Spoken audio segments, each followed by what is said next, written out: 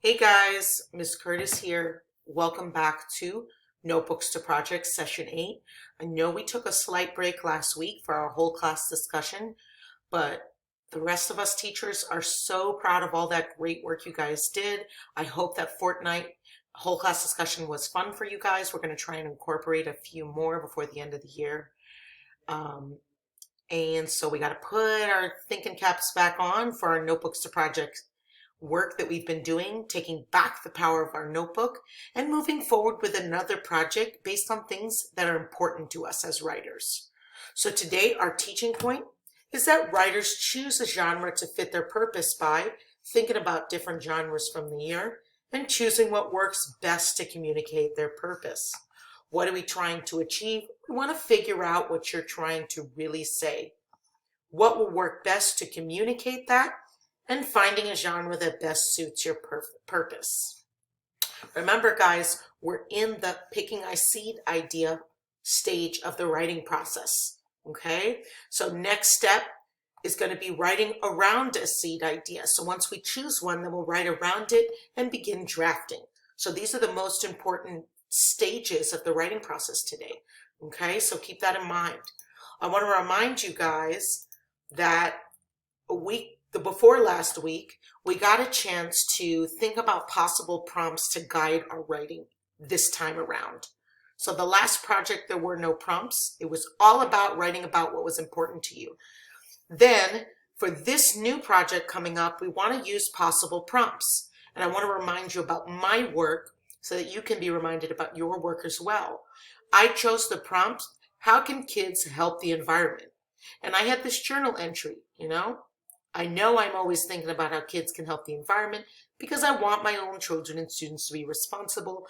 I always teach my children to turn the lights off in the rooms they aren't in because it wastes electricity. I always talk to my kids about the importance of recycling in our home and outside. I make sure to explain the importance of recycling. So I have a whole free write using this prompt. And you guys did the same in session 7. So if you'd like to remind yourself, go back to your session 7 work in our classroom and open up that Google Doc and just quickly remind yourself about the prompt that you chose and the purpose that you decided to free write. Like, what were you writing about? What was the purpose in that, right? So now I decided that my purpose in all of my free write was educating kids on how to help the environment. And I've set you guys all up with this awesome T chart. One side has genres, different types of writing, right? And the other has what would my idea sound like with this type of writing? Because we all have a genre of writing that we like. Some of us like writing narratives. Some of us like writing poetry. Some of us like writing persuasive essays or opinion or argumentative. But you got to think outside the box sometimes, guys. Okay? So you can't just stick to what you're used to, what you know you really like to do in terms of your genre, the type of writing. But in order to branch off and try a new genre, we're going to have to develop some ideas and brainstorm those. So I decided I'd start with opinion or argument essay because that's never the first one I usually go with. I like narrative, my favorite. So for my opinion argument essay of the purpose of educating kids on how to help the environment, I figured I could write an essay about the importance of recycling. Or I can write an essay about the negative effects plastic is having on the world's oceans. That might be some really great opinion or argument essay work based on my purpose, okay? Or a persuasive essay could be one genre I could do, and I could write a persuasive essay about why public schools should be recycling. That might also support my purpose. Then for my narrative, my favorite genre, which I didn't start with because I want to branch out, is to write a story about an elementary student that struggles with a research topic. Sound familiar? And decides to study negative effects of plastic waste after finding a bunch of garbage on the beach one day, right? So then I also decided, let me branch off and try a poem. That was a tough one because that's not my favorite, but I've got to try it because I want to branch out. So if I wanted to try a poem, I thought I could write a collection of poems about the many beautiful animals in the ocean whose populations are decreasing due to pollution, which would again educate kids on how to help their environment, right? That could lead me into getting kids interested in what this pollution into our environment is doing to some of our favorite beautiful ocean creatures. So these are the many ways you could branch off based on one purpose.